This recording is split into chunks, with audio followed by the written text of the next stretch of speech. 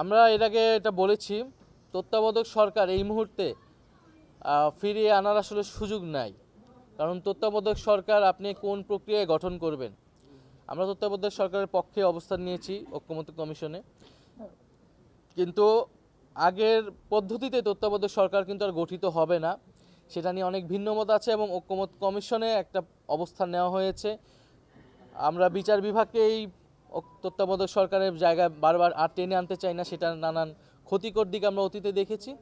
ফলে এটা ঐক্যমত্য কমিশনের বিষয় যেহেতু বা সংস্কারের সনদের বিষয়, সেটা গণভোটে গেলেই কিন্তু চূড়ান্ত হবে জনগণ আসলে এই প্রক্রিয়ার সাথে কি আছে কি নাই। এর আগে তত্ত্বাবধায়ক সরকার আনার আসলে সুযোগ নেই। অন্তর্বর্তীকালীন সরকারের অধীনেই ডক্টর মোহাম্মদ ইউনূসের অধীনেই আমাদেরকে নির্বাচনের দিকে যেতে হবে এবং এটা এই সরকারেরই দায়িত্ব ছিল, এই সরকারেরই প্রতিশ্রুতি ছিল যে সংস্কার বিচারের মাধ্যমে তিনি একটি ট্রানজিশন ঘটাবে বা একটা নির্বাচনের আয়োজন করবেন। তবে এই সরকারের কিছু সমালোচনা এসেছে, আমাদের জায়গা থেকে আমরা করেছি, কিছু উপদেষ্টাদের বিরুদ্ধে সমালোচনা এসেছে, সেটা সরকারের যথাযথভাবে অ্যাড্রেস করা উচিত।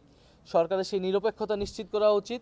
সেই নিরপেক্ষতা নিশ্চিত করতে যদি উপদেষ্টা পরিষদে কোনো ধরনের রদবদল করা উচিত, সেটি সরকার করতে পারে। কিন্তু এই অন্তর্বর্তী সরকারের আসলে বেসিক জায়গায় কোনো পরিবর্তনের সুযোগ আমাদের জায়গা থেকে আমরা দেখি না। আমার একটা প্রশ্ন।